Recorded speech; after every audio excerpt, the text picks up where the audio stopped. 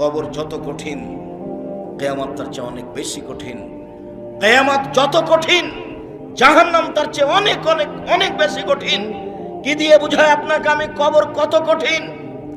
রাসূল সাল্লাল্লাহু আলাইহি ওয়াসাল্লাম বলেন, যখন তাকে কবরে জিজ্ঞাসা করা হবে দ্বীন সম্পর্কে, মুহাম্মদ সাল্লাল্লাহু আলাইহি সাল্লাম সম্পর্কে, ইসলাম সম্পর্কে, সে যদি উত্তর দিতে না পারে, ইয়াযরিবু যারবাতান, এত জোরে তাকে ফেরেশতা মারবেন, ইয়াসিহু সাইহাতান, সে বাপরে মারে করে চিৎকার করবে, ইয়াসমু মা বাইনাল মাশরিক ওয়াল মাগরিব ইল্লা সাকালাইন, সারা পৃথিবীর জীবজন্তু, কীট পতঙ্গ, পদার্থ, জড় পদার্থ সব কিছু তার চিৎকার শুনতে পাবে, মানুষ আর জিন শুনতে পাবে না।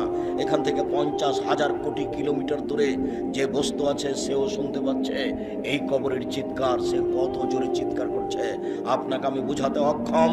মুহাম্মদ সাল্লাল্লাহু আলাইহি ওয়াসাল্লাম বলেছেন, যে মারে সে চোখে দেখে না, যে মারে সে কানে শুনে না, যে মারে সে ফেরেশতা, তার রং বিভিন্ন ধরনের, কালো নীল, ভিন্ন ধরনের রং, চোখে দেখে না, কানে শুনে না, কোথায় মারছে আর চিৎকার যে করছে ও শুনতে পায় না, যার কারণে তার মারার গতির পরিবর্তন হয় না।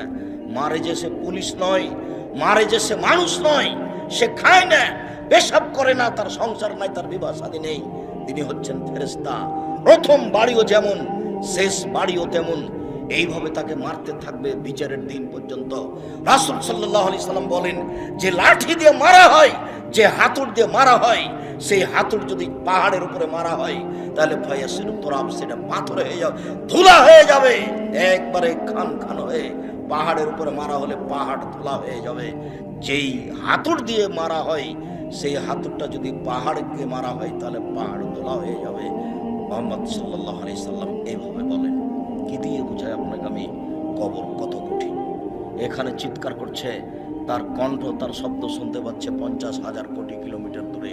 যে মানুষ, যে জীবজন্তু আছে, জিন আর মানুষ ব্যতীত যে পদার্থ, জড় পদার্থ আছে, সে শুনতে পাচ্ছে কবরের শাস্তি, শুনতে পাচ্ছে গিলাসটা, কবরের শাস্তি শুনতে পাচ্ছে বক্সটা, কবরের শাস্তি শুনতে পাচ্ছে বাল্বটা, কবরের শাস্তি শুনতে পাচ্ছে এই মাইক, সব কিছু শুনতে পাচ্ছে কবরের চিৎকার।